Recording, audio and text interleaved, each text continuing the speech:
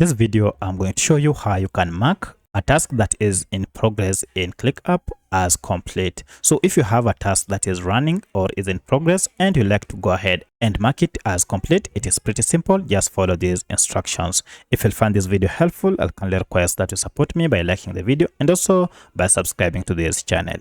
Alright, the first thing you need to do is to go ahead and find the task that is in progress. And for my case, I have a task under project 2 that is in progress. Now you can see here under this project, we have quite a number of tasks.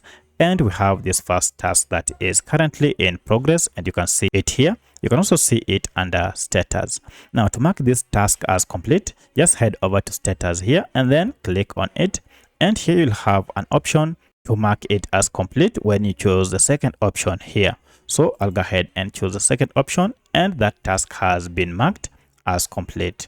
And now you can see task 1 status changed. So that's how you can mark tasks as complete in ClickUp. If you have any other question, kindly let me know in the comment section. Otherwise, thanks for watching and let's meet in the next video.